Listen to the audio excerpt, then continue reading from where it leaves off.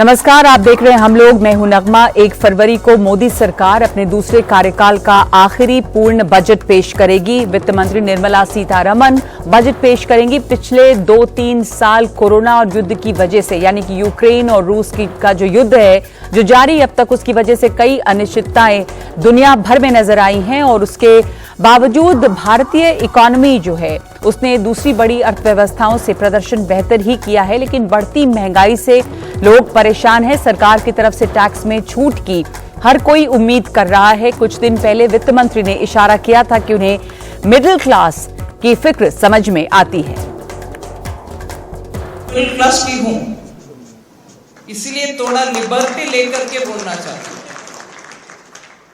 Liberty जरूर लेना आवश्यक है। मिडिल क्लास का प्रेशर्स को मैं समझ पा रही हूं। क्या नया कुछ टैक्स मिडिल क्लास के ऊपर डाला है क्या? प्लीज मुझे बोलिए। शुरू उससे 27 metros, 100 smart cities, drinking water घर तक पहुंचना, more than if I know right 111 lakh के घर तक पहुंचा है। वो मिडिल क्लास आप नहीं है, मैं नहीं हूं क्या? तो वित्त मंत्री ने कहा कि वो खुद मिडिल क्लास से हैं, इसलिए वो मिडिल क्लास की परेशानी को समझती हैं। वैसे कई जानकार भी मानते हैं कि डायरेक्ट और इनडायरेक्ट टैक्सेस में छूट देने की जरूरत है और ये ही इसी बात पे चर्चा भी हो रही है और उम्मीद है कि सैलरी पाने वाले वर्ग को कोई खुशखबरी मिल सकती है। ये चर्चा है कि सरकार एटीसी के तहत होने वाले निवेश पर मिलने की छूट की जो सीमा है वो बढ़ा सकती है, यानी कि जो 1.5 लाख की लिमिट है उसे बढ़ाकर 2 लाख तक किया जा सकता है और इसकी वजह से सीधे जो डिडक्शन लिमिट है उसमें 50,000 बढ़ाया जाएगा तो लोगों को फायदा होगा। ऐसी उम्मीद की जा रही है कि शायद बजट में इस सैलरी क्लास को ये तोहफा मिल सकता है। आम बजट पर वैसे न सिर्फ मिडिल क्लास की, हर वर्ग की नजरें टिकी हुई हैं। कारोबारी हैं, महिलाएं हैं, सफर करने वाले लोगों की भी उम्मीदें हैं। इंडस्ट्री क्या चाहती है इससे, स्टार्टअप्स की क्या उम्मीद है, कुछ लोगों की जो उम्मीदें हैं उस पर एक नजर डालते हैं। पहले लोग चाह रहे हैं कि सरकार इनकम टैक्स का जो स्लैब है उसको और बढ़ाए। सरकार बोल रही है लोग टैक्स नहीं देते हैं और न्यूनतम स्लैब में ही रहना चाहते हैं। उनकी मजबूरी है न्यूनतम स्लैब में रहना। उम्मीद यह है सरकार से कि ट्रैवल पे जो भी जगह है टैक्स में कोई वृद्धि न करें, ताकि जितने भी सैलानी घूमने के लिए देश के निकल रहे हैं उन पे किस बजट का कोई बोझ न पड़े। बढ़िया बजट दें जिससे लोगों का एक्सपेंस कम हो और यात्रा करने में उनको सुगमता मिले। स्वास्थ्य शिक्षा में विशेष जरूरत पड़ रही है और कड़ाई से इस पर लागू हो, पालन हो। स्वास्थ्य की सुविधाएं बढ़ाई जाएं। जिस तरह से महामारियां आ रही हैं उस तरह से अस्पतालों की संख्या सरकारी थोड़ा कम दिख रही है। अगर इसकी संख्या बढ़ाई जाए और सुविधाएं बढ़ाई जाएं तो ज़्यादा बढ़िया रहेगा। बजट पे इस पर विशेष ध्यान दिया जाए। हम भी एक छोटे व्यवसाय से जुड़े हैं। युवा वर्ग चाहता है कुछ सरलीकरण हो। व्यवसाय करता है तो उसे इतना ज़्यादा पेपरों में उलझा दिया जाता है और एक आधिकारिक संवाद बढ़े और थोड़ा स्लैब बढ़े, क्योंकि खर्च कुछ बहुत से ऐसे हैं जो नहीं हो पाते हैं, नहीं काउंटिंग हो पाती है और सरलीकरण की तरफ ज़्यादा ध्यान दें। अभी हम लोग चाहेंगे कि सब चीज़ों का दाम कम हो, खास करके खाद्य पदार्थ का और गैस चूल्हा और ये मतलब गैस सिलेंडर का कम दाम हो जाए, तेल का कम दाम हो जाए। बहुत सारे मसाले हैं उसका भी रेट हाई हो चुका है, तो घर चलाना मुश्किल है। उसी में सब चीज़ देखना होता है, बच्चों को देखना, स्कूल पढ़ाई लिखाई सब कुछ करना होता है। हाँ, गैस का तो आसमान छुआ है। गैस का तो दाम बहुत इतना बढ़ा हुआ है, इतना कि घर चलाना मुश्किल है आदमी को, कि आदमी कैसे कर सकता है। सरकार हमेशा बोलती है कि दाम घटा रहे हैं, लेकिन उसके विपरीत हो रहा है अपना। हाँ, जब भी बजट पास होता है तो उल्टा ही हो रहा है कि बजट और तेज़ी से भाग ही रहा है। तो इससे आम पब्लिक लोगों को बहुत समस्याओं का सामना करना पड़ रहा है। चूँकि नौकरी दर वाले लोग हैं तो वो लोगों का सैलरी उतना बढ़ नहीं रहा है। बजट होना चाहिए कि जैसे आम जनता जो है सारा सामान जिस तरह से महंगाई बढ़ रहा है, आम जनता उसके लिए कर नहीं पा रही है। अब हम लोग का जो जितना बजट रहता है उस हिसाब से बहुत ज़्यादा पैसा लग रहा है। शौचालय वगैरह का जो व्यवस्था है वह जो है अव्यवस्थित रहता है। कहीं पानी कचरा क्या रहता है, कहीं बेसिन में पानी रहता है वो वह निकल करके बाहर सीट के नीचे चला जाता है। ये सब जो है व्यवस्था थोड़ा ठीक करना चाहिए सरकार को। प्लेटफॉर्म टिकट जो है पहले 50 रुपया था, अब 10 रुपया होना चाहिए, जिससे कि आम लोगों में ज़्यादा दिक्कत होता है, 50 रुपया बेयर नहीं कर पाते हैं। सही टाइम पर चलना चाहिए। ट्रेन बहुत लेट चलता है, 2-2 घंटा 3-3 घंटा आदमी इंतजार करते रहता है ट्रेन पर, प्लेटफॉर्म पर खड़ा रहता है, रात रहता है। ट्रेन की संख्या भी बढ़नी चाहिए। कोरोना के चलते बहुत सा ट्रेन जो बंद हुआ, कुछ चला और कुछ बंद ही है, वो चलना चाहिए। और सुरक्षा बहुत ज़रूरी है, हाँ बहुत ज़रूरी है। और साफ सफाई, और पब्लिक क्या चाहेगा, ट्रेन समय से चले, भाड़ा ना बढ़े, सुरक्षा मिले, सफाई रहे, बस। देखिए, सबसे पहले तो सरकार ने जो वंदे भारत एक्सप्रेस चलाया है, उसी तर्ज पे हर राजधानी, जो राज्य की राजधानी है, उन राजधानियों को जोड़ते हुए इस ट्रेन का विस्तार करना चाहिए। उसके बाद पैसेंजर ट्रेन की जो मांग है उसके अनुसार ट्रेनों की संख्या बढ़ानी चाहिए। तो बजट से तमाम सभी जो वर्ग हैं उनकी अपनी अपनी उम्मीद है, और यात्री हैं उनकी अपनी उम्मीद है कि उनकी यात्रा में सुविधा मिले। जो घर चलाने वाली गृहिणी हैं उनकी अपनी उम्मीद है। तो तमाम बातों पर, तमाम उम्मीदों पर चर्चा के लिए हमारे साथ यहाँ स्टूडियो में पैनल मौजूद है, और साथ ही जूम पे हमारे साथ जुड़ रहे हैं doctor Rajiv Kumar, former VC NITI Aayog, और स्टूडियो में मेरे साथ मौजूद हैं महेश वर्मा, बीजेपी नेता। हमारे साथ अंशुल अभिजीत हैं, कांग्रेस के प्रवक्ता, संजीव बजाज हैं, एमडी बजाज कैपिटल, कुलदीप कुमार हैं जो पर्सनल टैक्स एक्सपर्ट हैं, जिनसे खास तौर पे समझना चाहेंगे कि जो टैक्सेस हैं वहां पर किस तरह की राहत हो सकती है। आफाक हुसैन है, director bureau of research on industry and economic fundamentals. तो सभी से समझना चाहेंगे कि बजट से क्या उम्मीद रखें, बजट को कैसे समझें। सबसे पहले डॉक्टर राजीव कुमार के पास चलते हैं, फॉर्मर वीसी रहे नीति आयोग के। धन्यवाद आपका समय देने के लिए।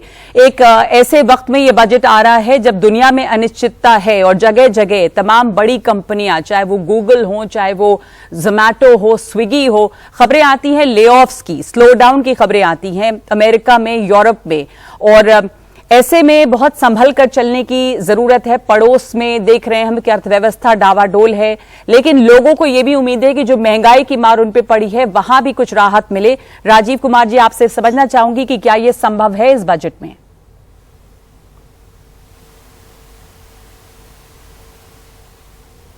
आपकी आवाज म्यूट है, शायद आप अनम्यूट करें खुद को। माफी चाहता हूं, बहुत बहुत शुक्रिया आपने मौका दिया मुझे। और जो आपने अभी बात कही, और जो मुझे ताज्जुब है कि किसी ने नहीं कही, जो आपके सारे जो लोग आपने इंटरव्यू कही, और वो है रोजगार के मसले की। क्योंकि जो मिडिल क्लास है, और जो आज पूरी दुनिया में जो अनसर्टेनिटी चल रही है, और जिस तरह से बड़ी बड़ी कंपनियां भी लोगों को जो है उनकी छटाई कर रही है, उसमें सबसे बड़ा मुद्दा आज हमारे देश के सामने और मिडिल क्लास के सामने है, वो ये कि रोजगार बढ़ाने की गति को कैसे और तेज किया जाए। और मेरे ख्याल में अगर ये बजट हमारे जो छोटे उद्यम हैं, छोटे स्मॉल एंड मीडियम एंटरप्राइजेज हैं, या जो वो इंडस्ट्रीज हैं जिसमें कि लेबर इंटेंसिटी ज़्यादा होती है, ज़्यादा नौकरियां लगती हैं, जैसे कि गारमेंट्स एक्सपोर्ट्स हैं, या लेदर है, या जेम्स एंड ज्वेलरी है, अगर उनको कुछ सपोर्ट करने के अनाउंसमेंट करती है तो उससे बहुत फायदा होगा मध्यम मिडिल क्लास को, क्योंकि रोजगार बढ़ेगा। और वही सबसे एक बेसिस है, एक बिना है, जिससे कि लोगों की आमदनी बढ़े, और उससे फिर उनके जो ये जो महंगाई वगैरह देख रहे हैं उससे उनको सामना करने का मौका मिले।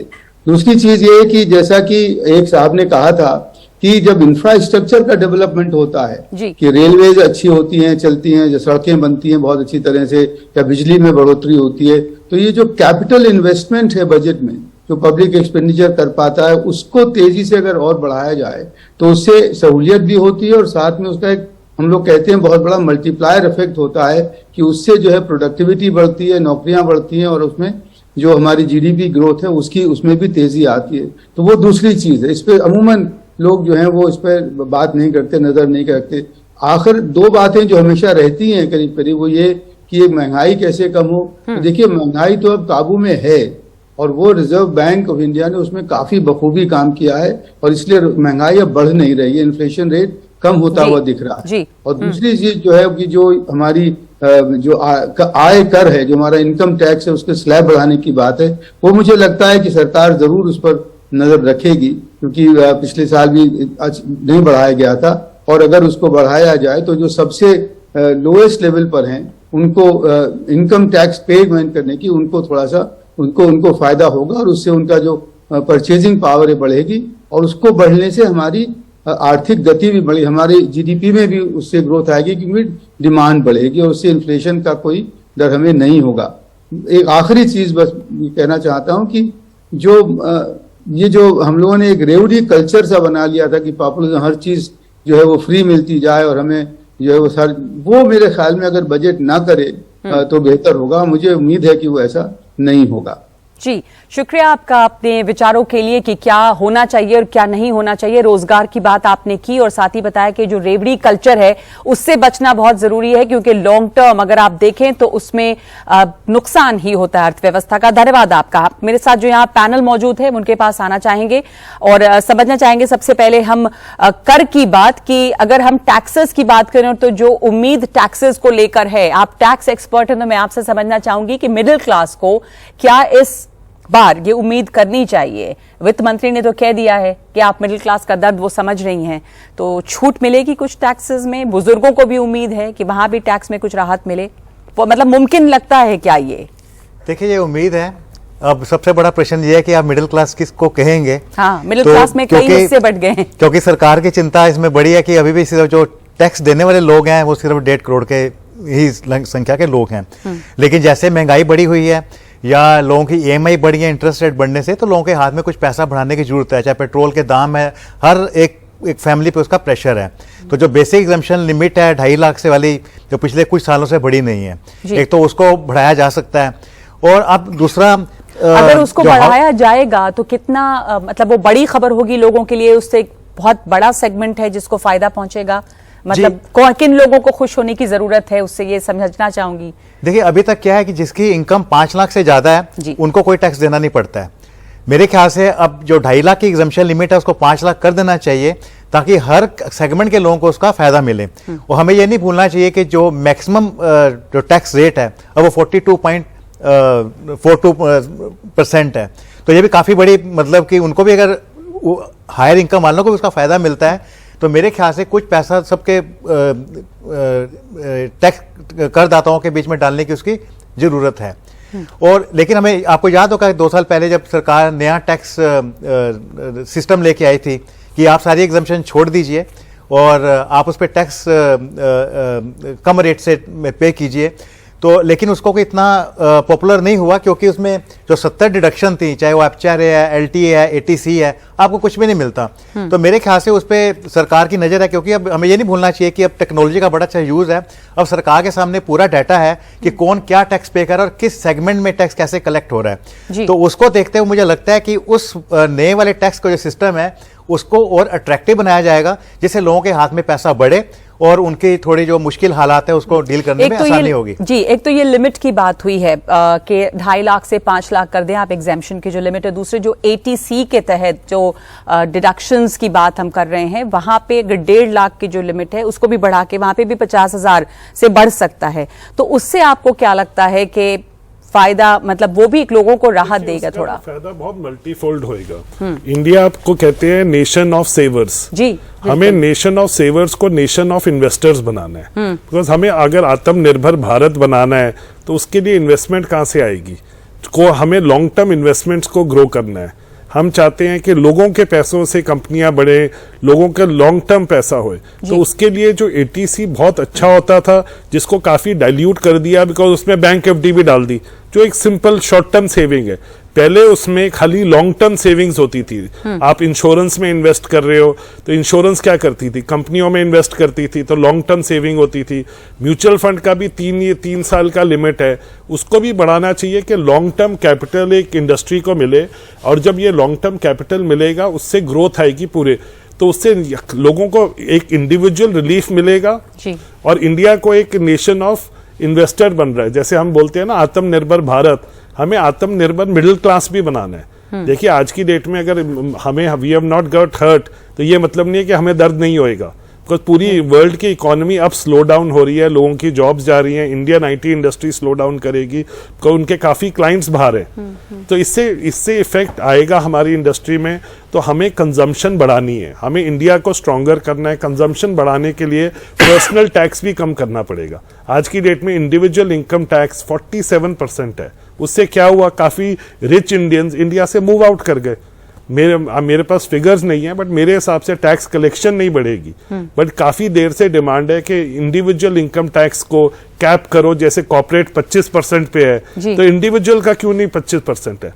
एंड वो जो आदमी के पास एक्स्ट्रा मनी आएगी वो कंजम्पशन में जाएगी, तो उससे मैन्युफैक्चरिंग बनेगी। पर टैक्स बेस हमारे यहाँ पहले ही इतना छोटा है, तो अगर टैक्स की इसको घटाया जाए तो सरकार ये हमेशा कह सकती है कि हमारे यहाँ, अगर आप देखें, अभी भी आपने बताया आंकड़ा कि जो ओवरऑल टैक्स पेयर्स है वो बहुत कम है, तो उसमें ये टैक्सेशन का बोझ हल्का करना लोगों पर मुमकिन है, फिर उसका टैक्स नेट बढ़ना चाहिए, वो बढ़ा है क्या? जी, टैक्स नेट बढ़ाना, आपने ये बहुत अच्छा पॉइंट बोला, बिकॉज दैट इज वो एक ज़रूरी चीज़ है। अब पिछले कुछ सालों में हिंदुस्तान में डिजिटल इकोनॉमी का बहुत यूज़ हो रहा है, बहुत और बड़ी और भी ज़्यादा कंपनीज, कॉर्पोरेट्स और कंप्लायंस कर रही हैं एज टैक्स को लेके। सो उससे आपका टैक्स पेयर बेस बढ़ाना है आपको। आप अगर लिमिट्स कम भी कर देंगे उससे आपका रेवेन्यू लॉस होगा, बट जब टैक्स पेयर्स का बेस बढ़ेगा, जैसे और अभी उन्होंने बताया 1,40,00,000 लोग टैक्स भरे, अब जब और वो बढ़ेगी, जब वो बेस आप बढ़ाएंगे तो आपका रेवेन्यू भी बढ़ेगा। हमें उस सरकार को उस पर भी फोकस करने की जरूरत है कि हम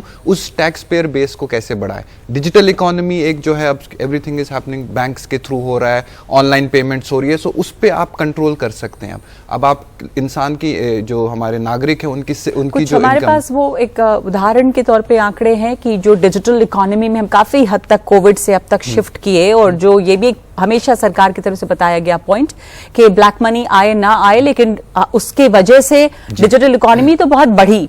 तो वो जो डिजिटल इकोनॉमी बढ़ी है उससे टैक्स पेयर्स जो वो नेट बढ़ाने की बात करते हैं, वो बढ़ा क्या, कुछ कितना बढ़ा? मेरे पास उसके आंकड़े तो नहीं होंगे, बट डेफिनेटली आप बताना चाहेंगे कुलदीप जी? इंक्रीज हो रहा है। मैं बोल सकूं, देखिए टैक्स पेयर नेट बढ़ गया बिकॉज आज की डेट में डायरेक्ट टैक्सेशन है और इनडायरेक्ट है। तो जब जीएसटी आता है तो हर एक आदमी टैक्स पे कर रहा है। बिल्कुल बिल्कुल, ठीक है। सो आज जो हम और टैक्स नेट बढ़ाने का सबसे सिंपल तरीका होता है कि टैक्स रेट को कम करिए। जब टैक्स रेट कम करते हैं तो लोग बोलते हैं यार मैं टैक्स की चोरी क्यों करूं, ज्यादा से ज्यादा टैक्स करूं, अपनी इनकम को वाइट करूं। बट अगर आप रेट 50% कर दोगे तो लोग टैक्स क्यों देंगे? वो डरेंगे, वो बोलेंगे यार इसको बचाओ। तो अगर हम एक कॉन्फिडेंस देते हैं कि, और ये सारी दुनिया में हुआ है कि जहाँ पे भी टैक्स रेट कट हुए हैं तो टैक्स बेस बढ़ता है उससे। बट हमारी जो टैक्स रेट से अगर हम दुनिया के मुकाबले देखें कुलदीप जी, तो हमारी टैक्स रेट तो हम बहुत ऊंचे टैक्स रेट पे तो नहीं है अभी। नहीं, हम अगर आप मैक्सिमम मार्जिनल रेट लेंगे तो आप काफी कंट्री से आगे निकल गए हैं। अच्छा। तो अब देखिए कि जैसे जो यूएस का रेट है उससे भी हमारा रेट बढ़ गया है। लेकिन मैं एक बात ऐड करना चाहूंगा। हाँ, मैं एक बात, हाँ, हाई टैक्सेस का मैं एक बात जोड़ना चाहूंगा कि इसका परसेंटेज कलेक्शन देखें 20% ज्यादा थी और जनवरी तक शायद 86% टारगेट कलेक्ट हो गया है। तो मोटा मोटा हम 8.5 से 9 लाख करोड़ तक की परसेंट टैक्स की कलेक्शन होगी। अब आज की डेट में देखिए सरकार आपको प्री फिल्ड फॉर्म दे रही है, आपका सरकार से कुछ भी नहीं बचा हुआ, आप बैंक में कर रहे हैं, कुछ भी कर रहे हैं। हाँ, सरकार के पता भी आपके गोल्ड का उनको नहीं पता है अभी, बाकी सब चीजें आपके वो भी आपके जेब से निकल सकता है, लॉकर से निकल सरकार सोचेगी।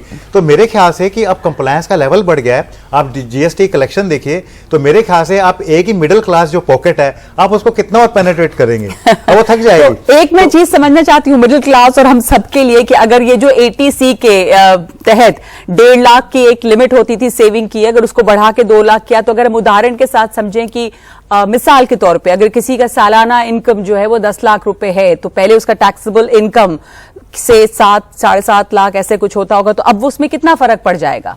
तो उसके अगर 10 लाख तक इनकम है, क्योंकि 5 लाख और 20 लाख के बीच में जो टैक्स रेट है 20% है, तो उसकी सेविंग हो जाएगी।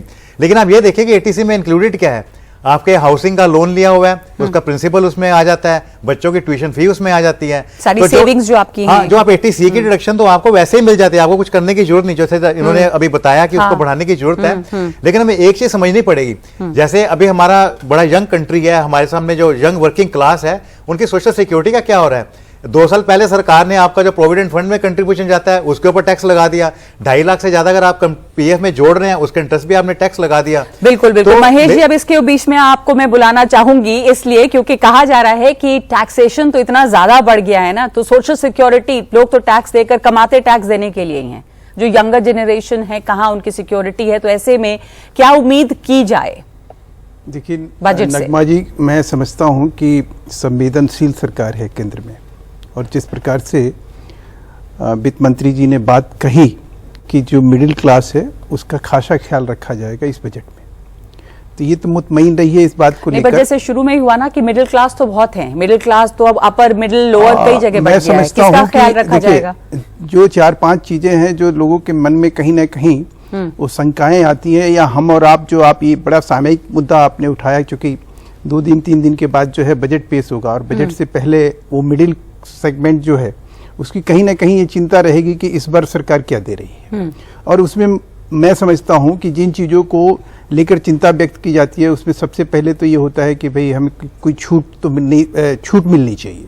दूसरी बात है कि महंगाई कम होनी चाहिए, रोजगार के अवसर बढ़ने चाहिए। जो हमारी युवा पीढ़ी है जिसको लेकर अभी हमारे सीए साहब ने बात रखी कि उनके लिए हम कैसे सोचे, जिसके लिए राजीव कुमार जी ने भी बात कही कि भाई हमें जो है उस चीज में कहीं ना कहीं अच्छा काम करके दिखाना पड़ेगा, और जमीन पे चीजों को देखना पड़ेगा कि वो किस तरह से रफ्तार पकड़े। ठीक है महेश जी, एक छोटा सा ब्रेक मुझे लेना है, पर मैं अंशुल अभिजीत पहले आपके पास आऊं, फिर ब्रेक लेके आपसे आगे इस पर बात करूंगी कि आपकी इसमें क्या एप्रीहेंशंस हैं? आपको लग रहा है कि होगा, जैसे वित्त मंत्री ने कहा कि मिडिल क्लास से मैं हूं, उनके दर्द को समझती हूं, पॉसिबल है कुछ? नगमा जी, मुझे नहीं लगता है कि वित्त मंत्री जी किसी के भी दर्द को समझती हैं, ना मिडिल क्लास के न गरीबों के। सिर्फ जो उच्च क्लास है, जो अमीर लोग हैं, उनके दर्द को वो समझती हैं जरूर, क्योंकि जितनी भी उनकी नीतियां रही हैं वो उनके पक्ष में रही हैं। कॉर्पोरेट टैक्स कम करना, लो इंटरेस्ट रेट्स करना, PLI स्कीम जो बड़े बड़े कारोबारियों के लिए है। आप अच्छी तरह जानते हैं कि जितना कोई आदमी अमीर होता है उतना ही कम टैक्स पे करता है।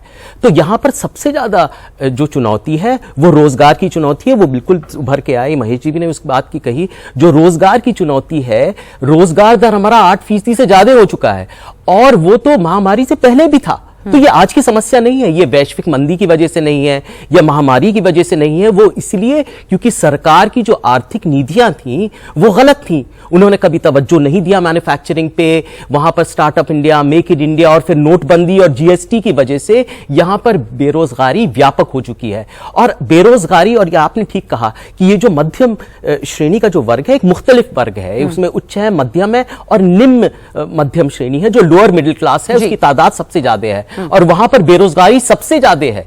तो वहां पर आपको ध्यान देना पड़ेगा, ऐसी नीतियां बनानी पड़ेंगी, लेकिन मुझे नहीं लगता सरकार ये बना पाएगी। उनका वो मंसूबाबंदी ही नहीं है, उनकी वो तबीयत ही नहीं है, तो मैं ज्यादा उम्मीद नहीं रखता। देखते हैं क्या होता है। उम्मीद नहीं है विपक्ष को कम से कम कि कुछ होगा, क्या राहत मिलेगी, और जो मिडिल क्लास है, जो मध्यम वर्ग है, वो भी कई हिस्सों में बटा हुआ है, तो किसको कितनी राहत, खास करके कैसे समय में जहां पे मंदी छाई है, जहां पर रोजगार छिन रहे हैं लोगों के। बजट से बहुत सारी उम्मीदें हैं, पर क्या ये बजट किसी के लिए किसी के जख्म पे मरहम लगा पाएगा? एक ब्रेक के बाद इस चर्चा को हम जारी रखेंगे।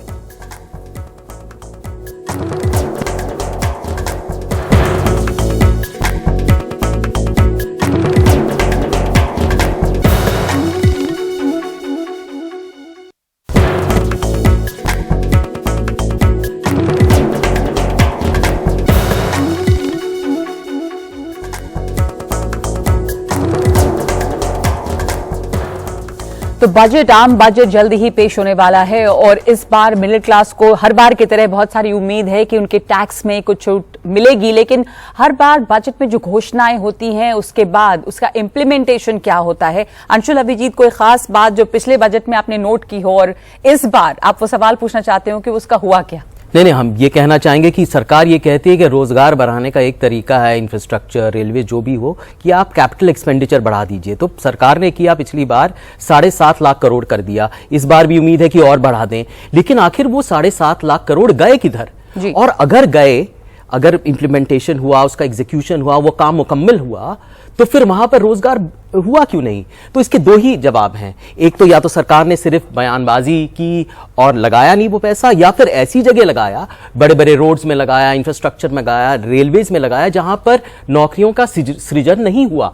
और देखिए वो पहला जमाना चला गया जहां हाँ। पर रोड में 100 लोग 200 लोग 1000 लोग लगाते थे और वहां पर नौकरी का सृजन होता था। अब ये सब काम मशीन कर रही है। तो सरकार को जाके देखना है बारीकियों से ग्रामीण क्षेत्र में, कस्बों में, गली में कि नौकरी कहां पर उत्पन्न हो सकती है। तो महेश जी, नौकरी कहां पर उत्पन्न हो रही है वो आइडेंटिफाई नहीं हो पा रहा है। क्या नौकरियों का सृजन हो पाया है? क्योंकि रोजगार एक बड़ी समस्या है, अनएम्प्लॉयमेंट इस समय काफी ज्यादा है। इस पे तो हम लोग काफी बार बात भी कर चुके हैं, तो क्या कहेंगे? आरोप प्रत्यारोप के पीछे ना जाकर देश को जो है हम नहीं, आरोप नहीं, मतलब बढ़ी क्या नौकरियां, बढ़ पाई क्या? स्वाभाविक रूप से जो विपक्ष के नाते हमारे जो मित्र ने जो बात कही उसका कहीं ना कहीं जवाब देना बनता है। आज की डेट में देश जो है उस तरह से नहीं है। जो महान अर्थशास्त्री डॉक्टर मनमोहन सिंह के टाइम में 14 लाख करोड़ का लास्ट उनका था बजट, और आज 40 लाख करोड़ का अनुमानित खर्च है हमारा।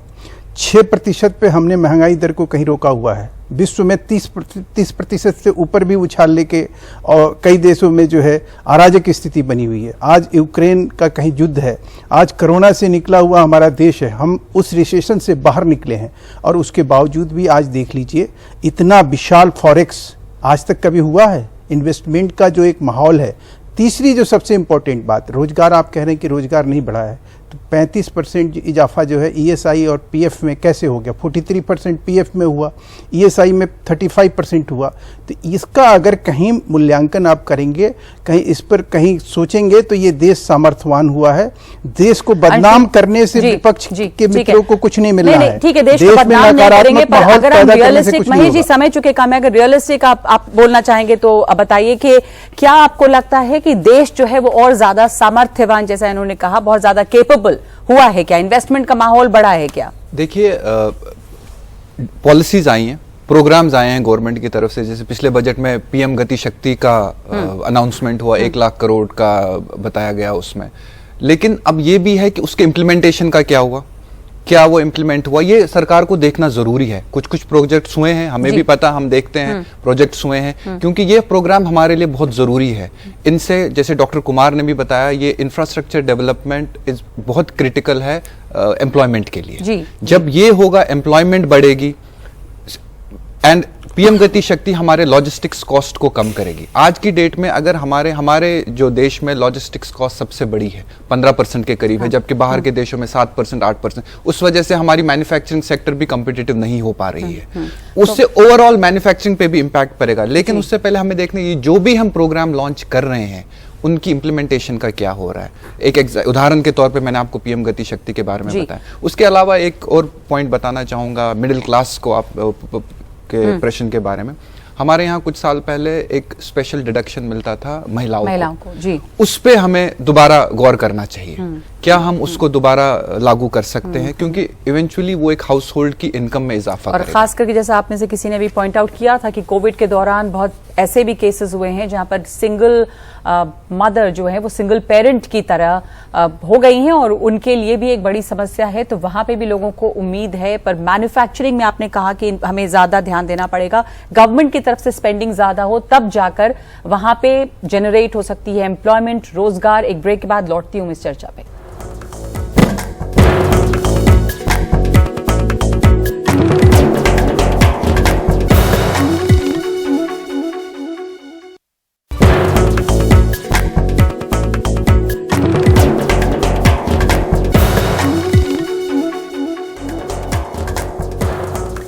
तो चर्चा करें हम बजट की उम्मीदों से, और इस सेगमेंट में मैं आपसे शुरू करना चाहूंगी संजीव बजाज जी कि आप कुछ सुझाव के तौर पे, उम्मीद तो बहुत है लोगों को, पर जो अर्थव्यवस्था है, क्या सुझाव आपका रहेगा, क्या होना चाहिए? सुझाव रहेगा कि देखिए, हमें एम्प्लॉयमेंट बढ़ानी है, और एम्प्लॉयमेंट बढ़ाने के लिए इंडस्ट्री बढ़ानी पड़ेगी।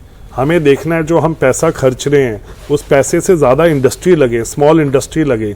अगर हम एक फिश, हमने सुना है एक फिश या फिशिंग रॉड, कि किसी आदमी को फिश दो तो एक दिन चलेगी, अगर उसको फिशिंग रॉड दो तो जिंदगी भर तक आत्मनिर्भर बनेगा। तो गवर्नमेंट को अपनी स्पेंडिंग को इधर मूव करना है, और मिडिल क्लास जो किसी भी पार्टी की बैकबोन है उसको आत्मनिर्भर बनाना है। और आज की डेट में ये मिडिल क्लास को लूज करते जा रहे हैं, बिकॉज अगर आप 4 साल का बजट देखते हैं और 1 महीने बाद की मार्केट देखते हैं, खाली 2021 में मार्केट पॉजिटिव थी, बाकी हर साल में मार्केट 5 to 8% ऑलमोस्ट नेगेटिव थी पिछले 4 सालों में। आपको इस बात का डर है इस बार भी? नहीं, इस बात का डर भी है और इस बार ये पॉइंट है कि जो नॉर्मल इंडिया की बैकबोन है वो डिसअपॉइंट हो रही है। ठीक है। तो आप आज की डेट में टैक्स रेट को 25% पे कैप करके सिंप्लीफाई करना पड़ेगा और टैक्स सिंप्लीफाई किया जाए ताकि वो और ज्यादा बढ़े, टैक्स नेट जो है कम किया जाए, ज्यादा से ज्यादा लोग टैक्स दें। बिल्कुल ब्लैक इनकम। कुलदीप जी, आप तो टैक्स एक्सपर्ट हैं, पर्सनल टैक्स एक्सपर्ट, आपका सुझाव या आप इनकी बात से सहमत हैं?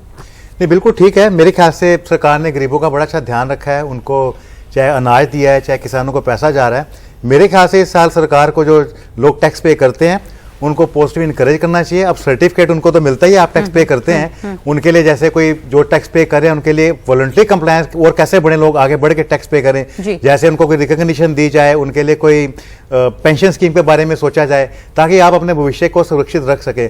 हमें नहीं भूलना चाहिए कि इंडिया यंग कंट्री है, आज से 2030 तक ये जो यंग पॉपुलेशन है उनकी सोशल सिक्योरिटी का क्या होगा। मेरे ख्याल से सरकार इस बारे में सोचती है, तो मेरे ख्याल से इससे अच्छा अवसर नहीं हो सकता कि इस साल वो इस बारे में भी कुछ सोचे। जी, मैन्युफैक्चरिंग की बात आपने की, जल्दी से मैं आपको जानना चाहूंगी क्योंकि इस बार तो इंडिया G20 का चेयर भी है और FDI की बड़ी चर्चा हो रही है कि कैसे हम ज्यादा से ज्यादा फॉरेन इन्वेस्टमेंट भी ला सकें। तो जो सेगमेंट्स हैं जैसे इंफ्रास्ट्रक्चर के इन्वेस्टमेंट्स, मैन्युफैक्चरिंग में, वहां पर आपको लगता है कि फोकस होगा या होना चाहिए? जी, फोकस होगा। जैसे मैंने पहले भी कहा कि PM गति शक्ति ऑलरेडी अनाउंस हो चुका है, सो हमें यकीन है कि उस पर और फोकस किया जाएगा, उसको आगे बढ़ाया जाएगा और इन्वेस्टमेंट्स उसमें एयरमार्क होंगी, फॉरेन पार्टनर्स उसमें और आएंगे जिससे फॉरेन इन्वेस्टमेंट भी आ सकता है उन प्रोजेक्ट्स में। तो वो होगा, वो हमारी मैन्युफैक्चरिंग के लिए बहुत फायदेमंद होगा, उससे हमारी लॉजिस्टिक्स कॉस्ट कम होगी। और एक और कॉन्सेप्ट होता है कस्टम ड्यूटी का, एक कॉन्सेप्ट होता है इन्वर्टेड ड्यूटी स्ट्रक्चर, जिसमें हम कहते हैं कि जो हम अगर हम फिनिश प्रोडक्ट बाहर से इंपोर्ट करते हैं वो सस्ता पड़ता है या उसकी ड्यूटी कम होती है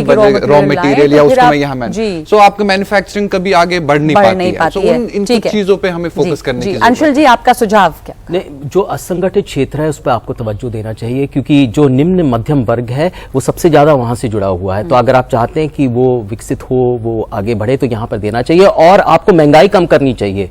महंगाई, ये ठीक नहीं है कि महंगाई इतनी ज्यादा है और महंगाई जो कम हो रही है, जो आंकड़े जो कम हो रहे हैं वो इसलिए क्योंकि सब्जियों के दाम और खाद्य वस्तुओं के दाम कम हो रहे हैं। अगर आप RBI से पूछेंगे तो वो कहेंगे कि कोर इन्फ्लेशन बहुत ज्यादा ऊंचा है, तो महंगाई कम करिए, उससे बजट हो पाएगा। महेश जी, हमारे पास वक्त इतना ही है, मैं आपसे आखिरी बात। बिल्कुल, मैंने शुरू में ही कहा कि संवेदनशील सरकार है और जो एक मध्यम वर्ग है, जो उसकी अपेक्षा है, जो सरकार काम करती है उसी से कोई आदमी अपेक्षा करता है। मैं समझता हूँ कि ये जितनी चिंताएं हैं और हमारे विपक्ष के जो मित्र हैं, जो हमारे और पैनलिस्ट ने जो बोला, जो एक्सपर्ट ने बोला, वो कम से कम बात हमारे कांग्रेस के मित्र कहते तो अच्छा भी लगता कि इनको कहीं देश के प्रति चिंता है। लेकिन सवाल यह है कि ऐसी चीजों को जिसको हम सिर्फ आलोचना के वजह से या विरोध की वजह से, राजनीति की वजह से। जी, वो तो जब बजट आएगा तब आप अपने जवाब अपने बजट से ही चुप कर पाएंगे विपक्ष को, अगर बजट ऐसा हो तो। धन्यवाद आप तमाम लोगों का, बहुत धन्यवाद शामिल होने के लिए। बजट का सबको इंतजार है। ब्रेक ले रहे हैं इस वक्त हम लोग में।